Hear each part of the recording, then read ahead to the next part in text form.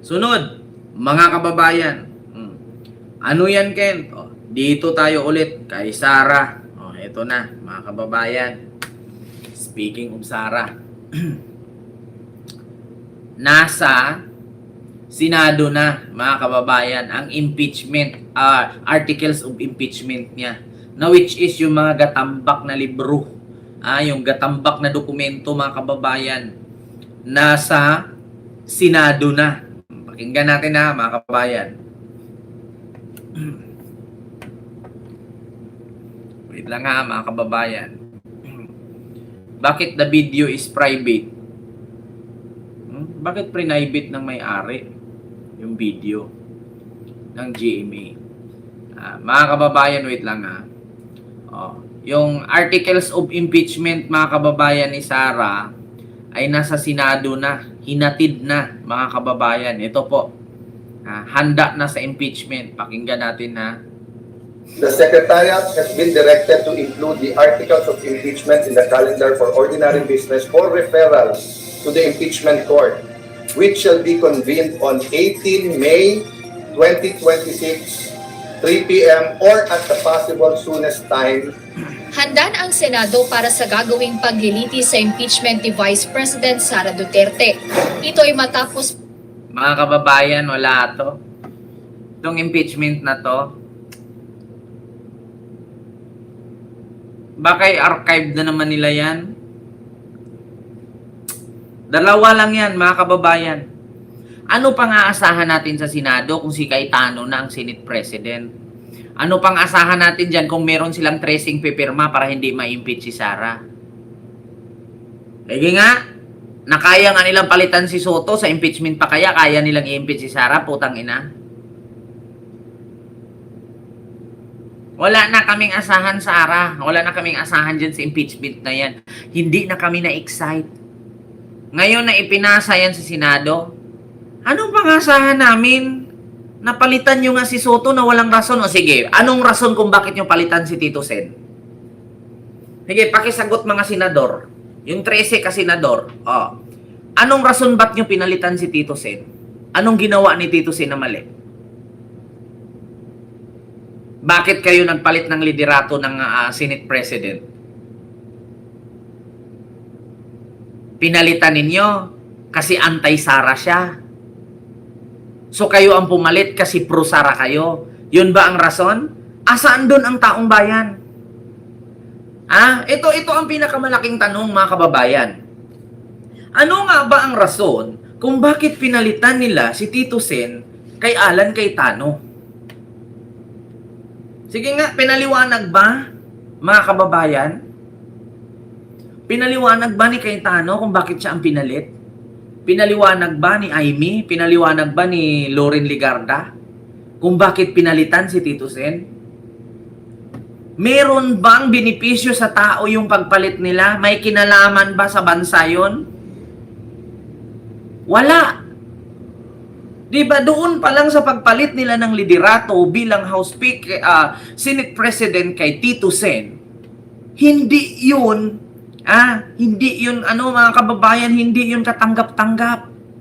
Kasi pwede kang magpalit ng liderato dyan sa Senado ng House, ng Senate President kung si Tito Sen ay may nilabag na batas, may ginawa. Halimbawa, si Tito Sen naglo-lo, nakita, bawal yun, kaya matanggal siya. Si Tito Sen nagyosi sa loob ng Senado, ibawal yun. Si Tito Sen nagmura, nanduro, ng bastos, nanampal, nanakit. Yun yung mga rason kaya palitan.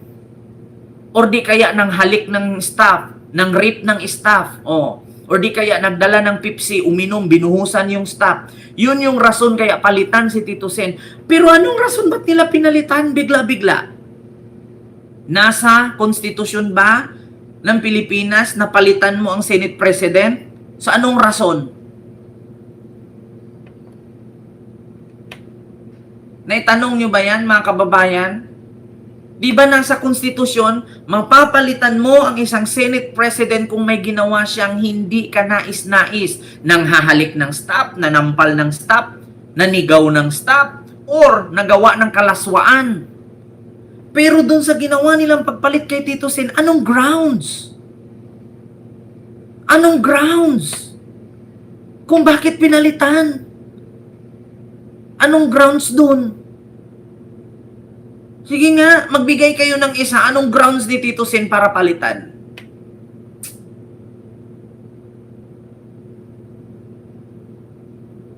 Ba, wala?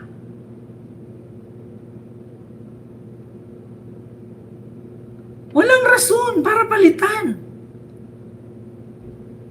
Pinalitan nila kasi pinatawag si Tito Sen sa Supreme Court. Asan yung freedom of speech ni Tito Sen?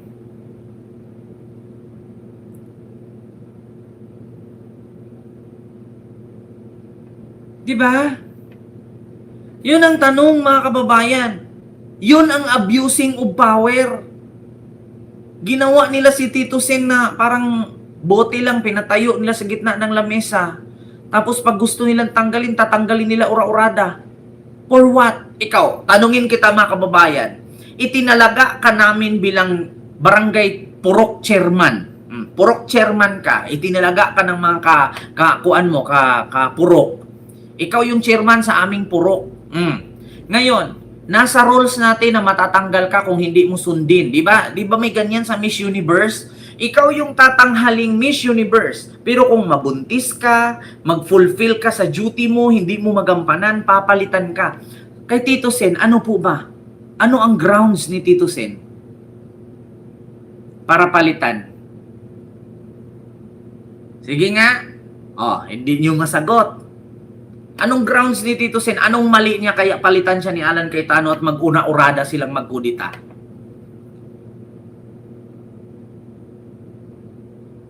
Di ba wala?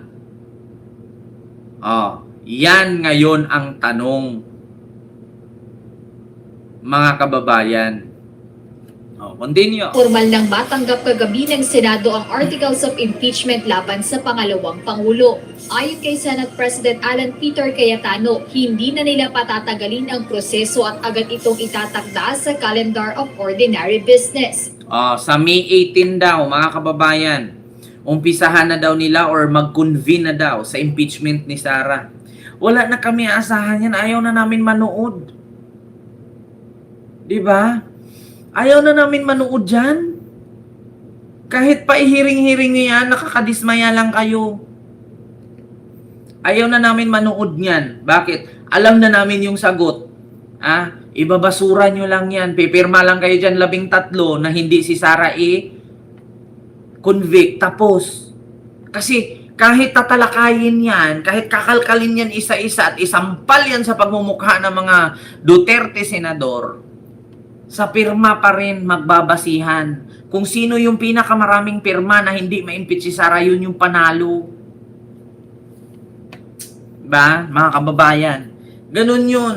Walang saysay yung impeachment sa Senate na yan. Yung trial kay Sara. Kasi bakit? Kahit patambakan kayo ng 1,000 dokumento dyan, kahit nga hindi na kayo makahinga, bagsakan kayo ng isang buong bubong, pirma nyo pa rin ang nasusunod. Anong mapapala namin sa kakapanood yan sa pagtatalakay ninyo? Tinalakay na sa Kongreso yan.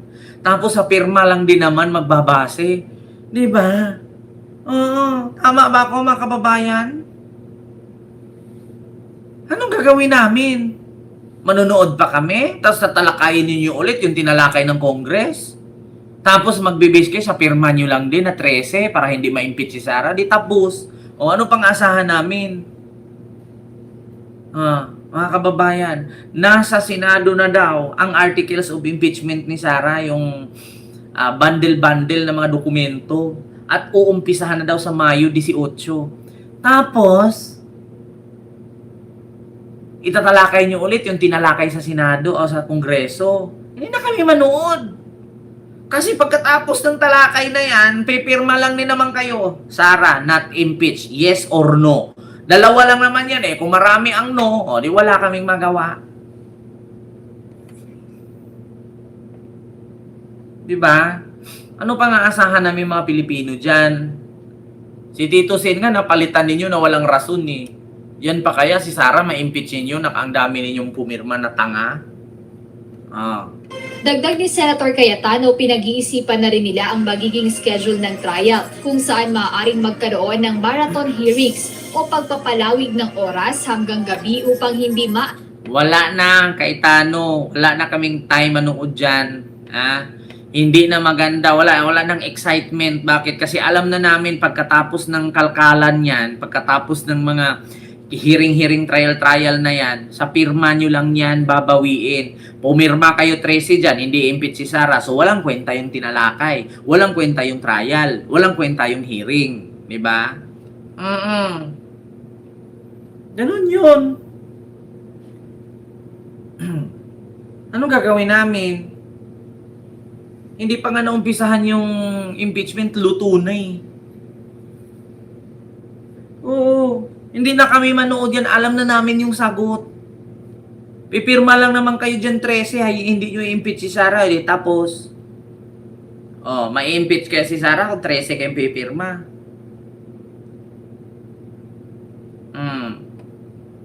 Ganun yun, mga kababayan. No? Yung ating reactionist sa mga oras na ito. No? So, yun lang mga kababayan, maraming salamat po, no, sa inyong lahat. Mga kababayan. So, yun lang. And mamaya po, no, mamaya abangan po ninyo yung sunod nating pag-uusapan. Nako, mas lalo manggagalaiti kayo, mga kababayan. So, yun lang. Maraming salamat po. Ma'am Rosana Ragudo, hello po. Maraming salamat po sa inyong lahat, mga kababayan. Hindi ko po kayo maisa-isa.